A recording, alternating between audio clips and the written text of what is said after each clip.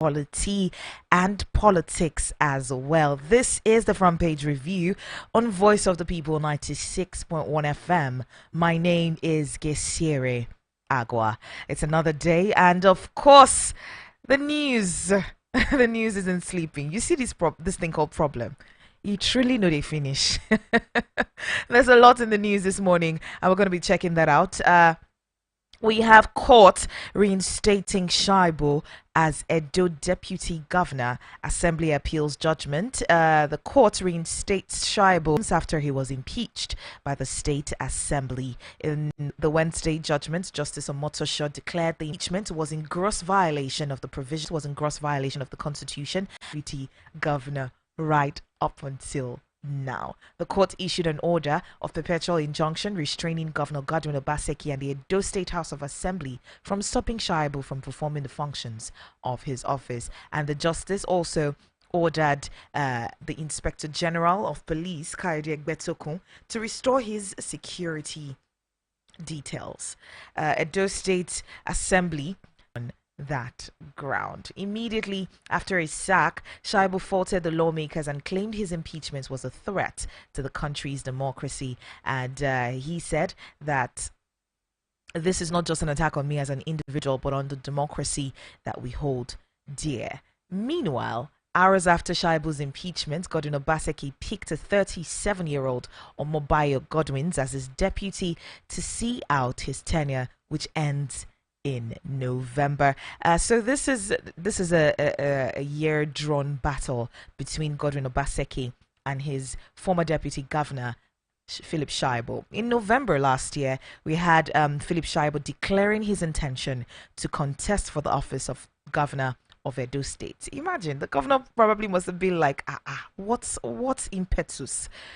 Who gave you the lever to decide to run for governor when he also has his last this year? Philip Shaibu had emerged the PDP governorship candidate in a parallel primary. Did you get this from, charge against him saying watched his voter's card, and the court now went ahead to reinstate him this month, as the deputy governor of Edo State, noting that Shaibu's removal was illegal, unconstitutional, and a gross violation of the Constitution. There's so much to unpack on this, but we'll get Rufai's 2 cents on this particular matter. Moving on to something else that is equally as big, the Senate has gone ahead to sack Senator Ali Ndume as the chief whip. They sacked the chief whip, Ali Ndume, for criticizing President Bola Tinubu's administration. If you remember, a couple of days ago, I think it was the day before yesterday, on Monday, we had played an audio based on a conversation Senator Ali Ndume had, an interview that he had on television.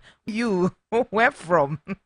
And it is Borno South announced the DC, and Bashir, the APC national leaders, recommended that Senator that unguarded statements, unguarded utterances that I cannot complain. This particular situation is freeing Nigerians, right? And Senator Ali Ndume just took to his stance on this particular. Why did aristocrats and all of that, people who are not qualified, the least qualified in the state to run governance, that Nigerians are suffering, and that now went ahead to vex the APC into saying that he made unguarded utterances that are against the federal government. How is someone who is a Nigerian, who is constitutionally bound, who has the human rights to air his views anywhere that he likes, to air his views, how are those utterances against the federal government? Why is it that since the APC came into power, there's always this stance of do not speak against the government, do not even let your views be heard against the government? Why do we have that within the APC? Waiting on they fear. If you do good, Nigerians go talk of a sack as the chief whip. Let's take a listen. Power to bring down the country. Meanwhile, if you do not join our YouTube live, you're missing out on a lot. You should check it out. It is at Voice of the People Abuja. We're live on YouTube, Voice of the People Abuja. You should join our live. And then you can also always leave a comment or two on our YouTube, as well as join our WhatsApp. It is on 0808 312 8618. 0808 312 8618. That is the number to call, as well as send a WhatsApp message to be a part of our conversation this morning. Senator Ndume has also been dragged for benefit. We also have in the news a conversation about Nigeria to export petroleum products by December, as well as marketers talking about the landing cost of petrol getting to as much as 1,117 naira to a litre. That is smelling like an increment in the as of Tuesday per litre, while that of aviation fuel is at 1,127 naira per litre. So if you're having the landing cost of petrol at 1,117 naira per litre, what exactly would that do for the pump price? Well, we'll watch and see how that plays out, because there seems to be a lot of discrepancies. Just a moment, right? Confirmation that NNPC and the oil and gas industry is very critical in bringing a turnaround in our current economic situation. This, we are taking truth that we have also declared a war on the production activities, and this is paying off. The combination of these two has now seen us restoring production in our country, and during the executive session. Also, we are affirming that ensure national energy security when everyone else walks away. And I'm confirming also that we have sufficient product supply in our country. There is no cause for any alarm today, and we are guaranteeing this supply despite the huge challenges that it poses to our resources. Well, Nigerians are saying, show walk-ins, no be cho-cho-cho, show walk-ins. At this point, Nigerians are tired of the conversation. Nigerians are tired of the talking. They want to see actions by the federal government, whether it's in directive to the NNPCL, in whatever sector. Nigerians are asking the president to show walk-ins, no be cho-cho-cho. That's where we're at the moment. And Senator Ali Ndume is in the news, and he's been removed as a Senate Chief Whip, replaced by Senator Monguno. And I just wanted to play you the interview that landed him his juicy position as Chief Whip. Let's take a listen. You rightly said I'm supposed to be one of the top member of this government or the committee. And most importantly, I have this relationship with personal relationship with Mr. President dates back long. We're very, very anxious, looking forward to what and believing in what he said, the renewed hope. And when he came on board, you can see he's somebody that is very anxious about, and that was why he is used to taking some bold decisions. But as I said, and I'm on TV, I speak straight. If there's anybody that will, say what I'm saying is not true, can come up tomorrow and talk to Charles. This government is going down, and that is because cost him his job, and he's been advised to step down from the APC and join Chief, who was just a Chief Whip, is then, if you look at that. Anyway, you can always join the conversation, 0808 312 8618. That is the number to call to be a part of our conversation. I'll take that again, 0808 312 8618. There are other stories in the news this morning. I'll just touch the headlines so that we can quickly have a attendance. We had the leadership of weight that carries is left to be seen, and the President Joe Biden has tested positive for COVID-19. Still in the news, a commissioner in Kano State, his daughter and two family members died in a fire in Kano. The incident occurred yesterday early in the morning, while members of the family on Wednesday lost 3 of his family members to an early morning fire outbreak that gutted his residence in the Kano metropolis.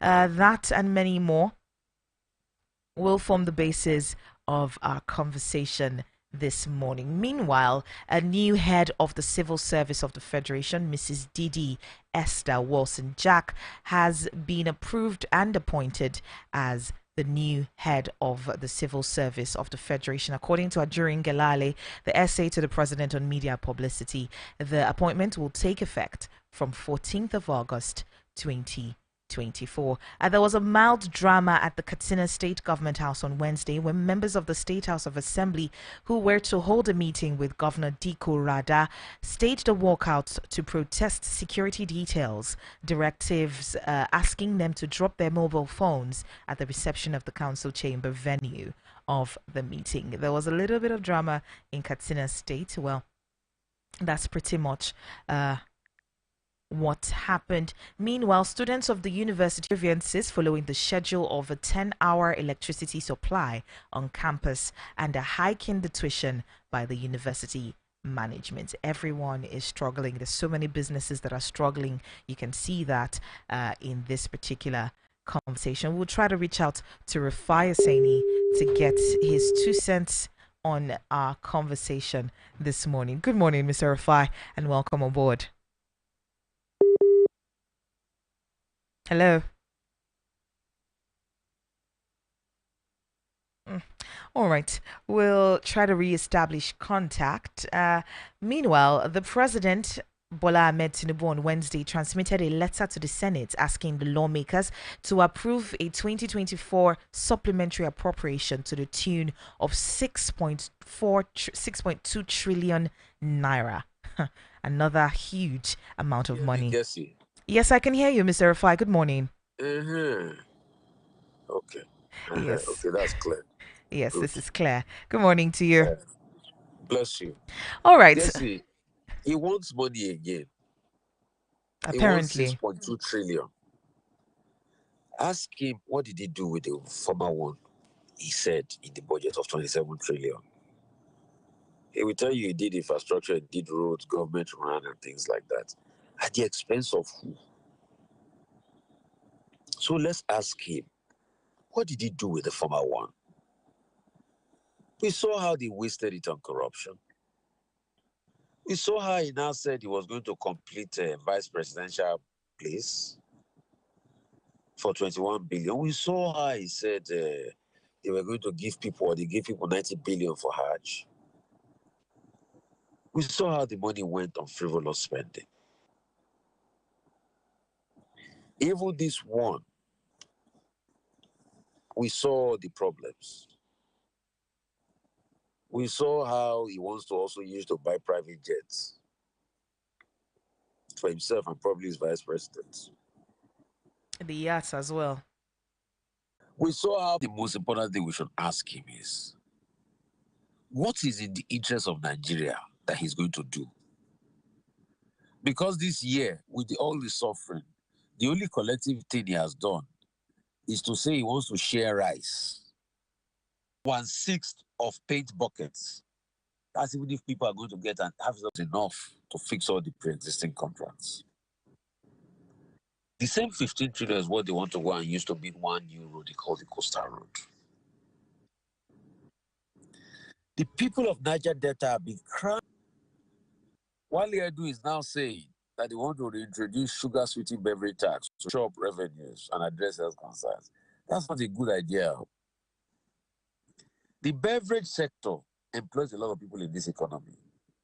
They are struggling already because their cost of electricity alone has gone up by over 100%. Their cost of doing business have gone up. I know somebody that runs an hotel, in fact, that told me that one of the biggest hotels, they said they were going to shut it down in Lagos because they were owing electricity bill of over 200 million. The electricity bill used to be about 50 million before, but now it's over 200 million. In fact, I know somebody that runs, and you have not resolved on, they will not tell you that they can't employ, they will have to let go of workers. So you will increase unemployment.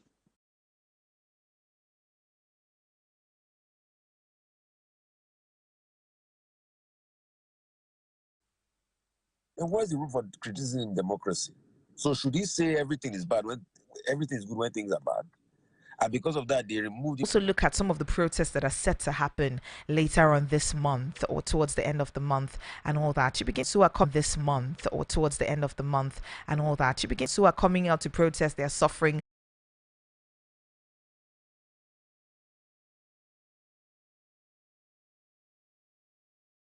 The constitution that says it's the state assembly that determines what constitutes malfeasance. I think that's the biggest problem. If you don't sort out that out, then you're not going anywhere. The fact that the state assembly can have so much power and decide what constitutes malfeasance is a big checked to sort of reduce that. With the emergence of the new local government things will be done by the state. To you for having me this morning. All right, Mr. Rufai, do have a good one. Thank you. And you have a blessed one. Yeah. All right, there's so much in the news to unpack. Do go ahead to call me up and let me know what you think about any of our headlines this morning. It is at 0808 312 8618 008 on YouTube, Voice of the People, Abuja. I'll go ahead and pay some bills. When communications technology, the sector showing great stability in the recent years, holding off bad economic conditions to contribute handsomely to the nation's GDP. However, the subsector is beginning to show weak signs, which industry operators are not comfortable with.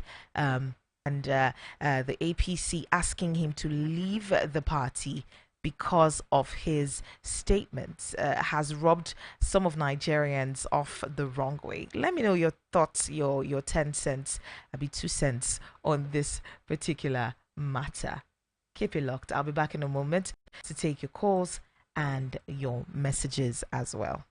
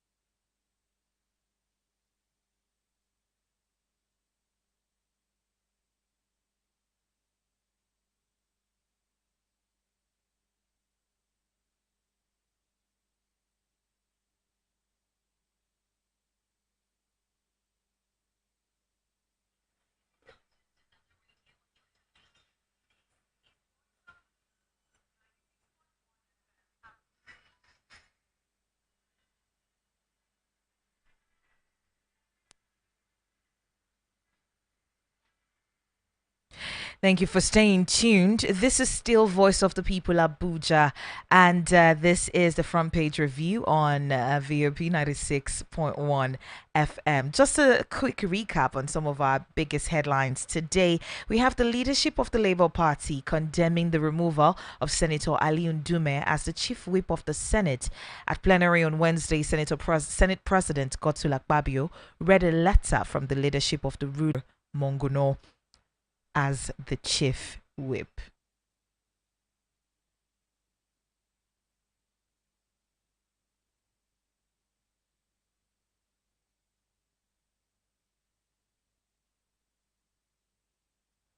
Still, looking at the recap, we're having President Bola Tinubu approving the appointment of Mrs. Didi Esther Wilson, the lawmakers to approve 2024 supplementary appropriation to the tune of 6.2 trillion naira. The letter was read by the Senate President. God's president's home. Is he homeless? Does he not have where he's staying? Nigerians are shouting and clamoring that the federal government should show workings rather than order. There will be exportation of petrol to other countries, as in refined petrol will be exporting to other countries. And some people were arguing that why is it that this government like December, Sha? Why do they like December? It's only December. They're always using December as a landmark. Meanwhile, once December comes, we hear another song. Well, the number to call to be part of this conversation is 080-312-8618. That is the number to call to be part of our conversation. Meanwhile, students of the University of Ibadan on Wednesday staged a walkout to protest to express their grievances following the schedule of a 10-hour electricity supply on campus and a hike in tuition by the university management. So you're having 10-hour supply of electricity out of 24 hours. How far will that go for people who have to study, who have to research? So these are some of the questions that they were asking yesterday. Still looking at this, we have last week's Supreme Court judgment granting local government autonomy and granting the local government autonomy, the 401 chairmen and members of the caretaker committees running 62 local governments and council development areas in Osun State. They tendered their resignations on Wednesday. The landing cost of PMS, also known as petrol, was 1,117 naira to a litre as of Tuesday, July 16th. This was announced by Meman. They disclosed this during a webinar with journalists on Wednesday. And with the signal from the President Bola Ahmed Tinubu, the student loan scheme, one of the cardinal programs of this administration, commenced on Wednesday. The 32 billion naira was made of it right off the bone. Hey, the Niger celebrity, every single sense in your body scintillating, right? Properly fed. So for more information and reservation, you should call 0803 119 1589. That is 0803 119 1589 or 0816 325 7637. That is 0816 325 7637. Quick Nosh has premium entertainment for your eyes, your ears, your nose, your mouth, everywhere. So you should check them out. My name is Gesere, and I'll be coming up